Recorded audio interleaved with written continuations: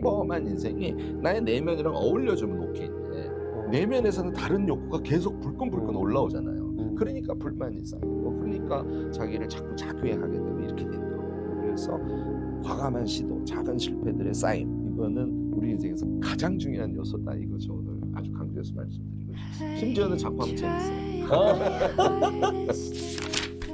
안녕하세요. 집착서점입니다.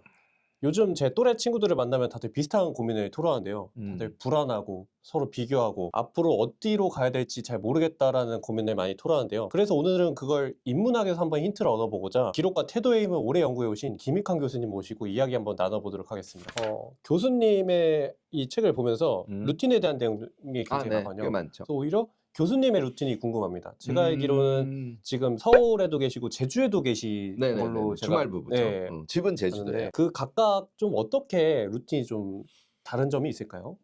뭐 서울은 지금 우리가 이렇게 만나서 대화를 하듯이 이제 일을 주로 하는 곳이라고 하면은 제주도는 쉬기도 하고 창작을 하고 좀 그런 공간으로 크게는 나누어져 있어요. 그래서 제주도 같으면은 아침에 특히 오전에 점심 식사하기 전까지는 거의 대부분 글 쓰는 시간.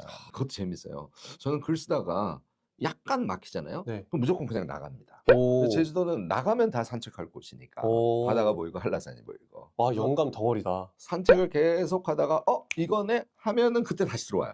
와, 그래서 너무 글을 좋다. 써요. 그래서 한 20분 쓰다가 또 막힐 수 있잖아요. 네. 또 나가요.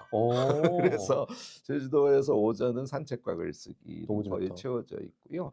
그다음에 오후는 아무래도 효율이 좀 떨어지기 때문에 제가 놀러 많이 갑니다. 그래서 뭐 한라산 등반을 가기도 하고 또 올레길 가기도 하고 예쁜 카페 가기도 하고 그렇게 이제 주로 노는데 놀 때는 메모를 무지하게 해요.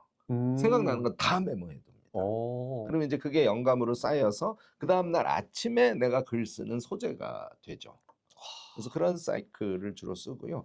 밤에는 일단 뭐 이제 싱어게인도 봐야 되죠. 바빠요. 그래서 밤에는 메인이 되는 일을 잘 하지는 않고 자기 전에 제가 꼭 하는 게 있어요. 자기 전에 하루를 아침부터 저녁까지 쭉 리뷰를 해요. 영화 보듯이 저의 하루를 되돌려봅니다. 그건 저한테 굉장히 오래된 습관으로 몸에 붙어 있죠. 네.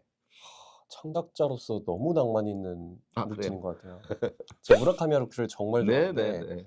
약간 그것도 떠오르고 달리기. 네, 달리기도 그렇고 사실 우리가 이제 그런 책들을 젊은 시절에 보면서 네. 꿈이 머릿속으로 무럭무럭 자라는 거거든요. 맞아요. 저는 사실 이 원페이지 인문학에서도 제가 아마 자유라는 단어를 엄청 여러 번 썼을 거예요. 쉽지는 않습니다. 한국처럼 구조가 억압하고 있는 그 안에서 생존을 해야 되는 것이기 때문에 우리가 아무리 자유롭고 싶어도 자유롭지 않거든요. 그런데 자유의 이미지를 상상하면서 삶을 살아가는 건 되게 중요하다고 봐요. 그러니까 제가 3년 반 그 명지대학에서 제가 조기퇴임을 했거든요. 조기퇴임 하자마자 제주도로 이사를 갔어요. 왜?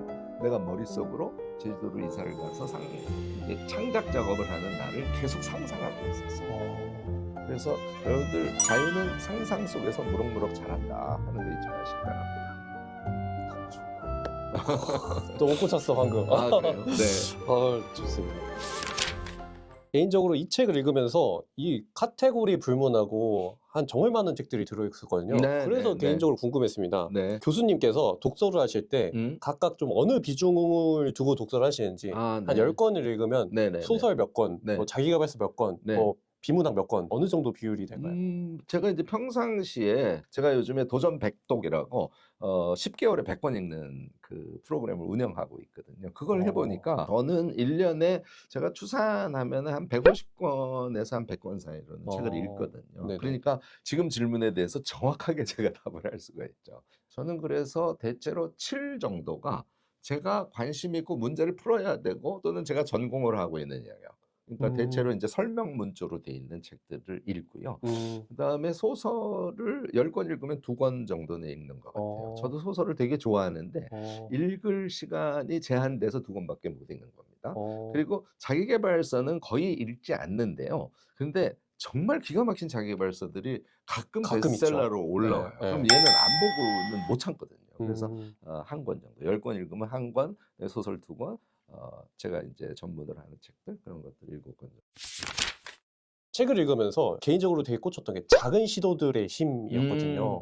작은 시도들을 많이 해봐라. 사실 저도 그런 작은 시도들 중에 하나 하다 얻어 걸린 게 이 집착서점이거든요. 네네네네. 그래서 교수님께서 좀 이런 추천해 주시는 아니 뭐 해보고 굉장히 좋았던 작은 시도들이 뭐가 있었을까요? 저는 이게 조금 우리 사회에 그러니까 시험을 보고 성적이 나오고 얘를 인제 총 12년을 했단 말이죠. 그리고 사실은 그 감각이 직장 생활할 때까지 음. 계속되는 거예요. 그래서 내가 꼭 평가받는 그런 느낌을 우리가 일상의 몸의 감각에서 지울 수가 없는 그런 불행 속에 우리가 살고 있잖아요. 그래서 사람들이 시도하는 거를 두려워하는 거예요.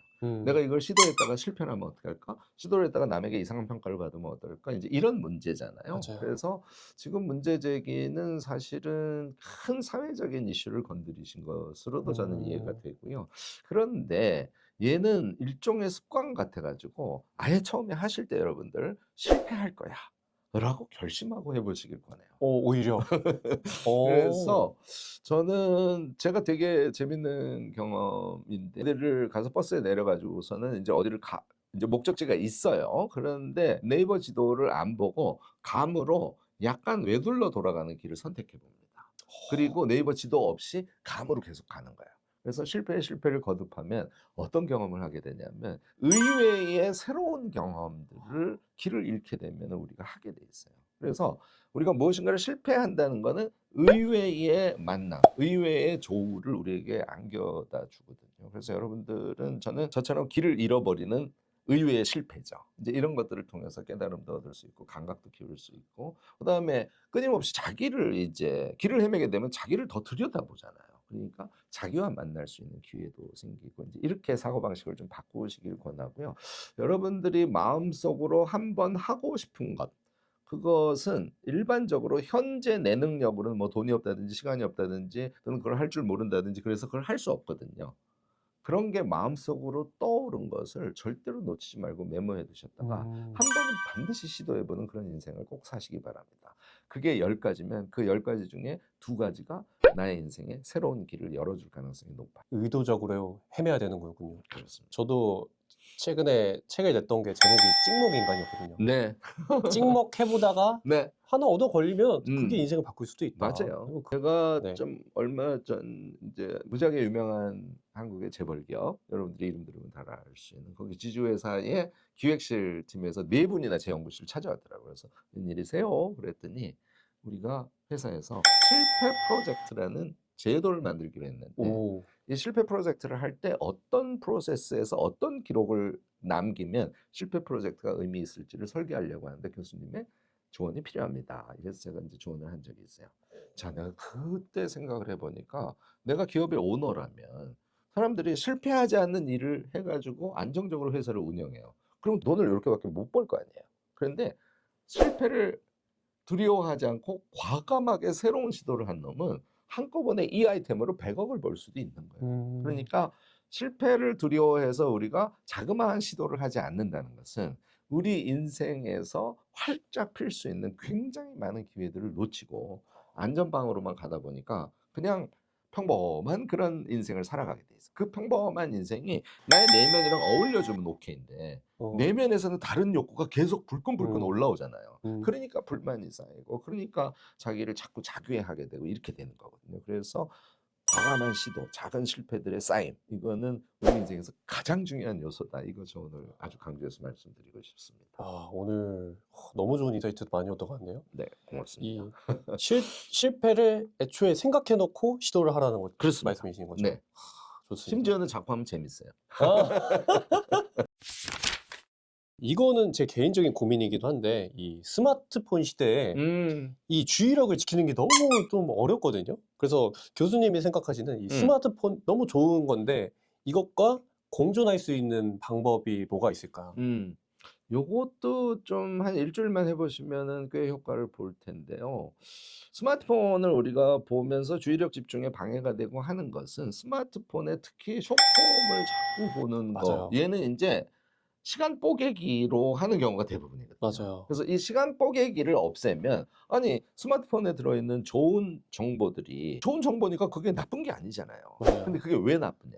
시간 뽀개기로 하기 때문에 그렇거든요. 있거든요. 그래서 스마트폰을 보면 예를 들어서 미드폼을 2개 보고 숏폼을 내가 10개를 봤어. 그럼 의도적으로 자기가 본 것을 제가 전공하는 메모 기록으로 남겨보세요. 아, 우리 쇼폼을 메모로. 기억에 남는 와, 너무 좋다. 숏폼을 예를 들어서 내가 4개를 봤는데 네. 얘가 뭔가의 서사로 연결되는 것 같아. 그런 거를 메모하면서 아 오늘 내가 숏폼 본 거에서는 이러이러한 이야기가 머릿속에 떠오르네. 이런 걸 써보시면 자기가 스마트폰을 통해서 뭔가 지식 컨텐츠를 접하는 게 조금 목적 의식적으로 정리되는 걸 느낄 거예요. 이제 이렇게 되면 침대에 누워서 스마트폰을 찍찍찍 돌려서 2시간을 보고 이런 습성은 완전히 없어져요. 그냥. 그리고 스마트폰을 보는 게 재미도 있지만 지식적인 효과까지 나에게 주니까 얘를 훨씬 더 적극적으로 하게 돼요. 사실은 그 문명의 이기가 우리에게 주는 컨텐츠들이 꼭 나쁜 게 아니거든요. 그래서 그걸 좋은 거 너무 많죠. 긍정화시키는 그런 자신의 일종의 방법이나 습관을 몸에 붙이면 스마트폰 되게 유용한 것이 될 수 있습니다. 상상도 못했는데 당장 해봐야겠다는 생각이 들었어요. 오늘 우리 인터뷰 끝나면 네. 바로 해보시기 바랍니다. 바로 해보겠습니다.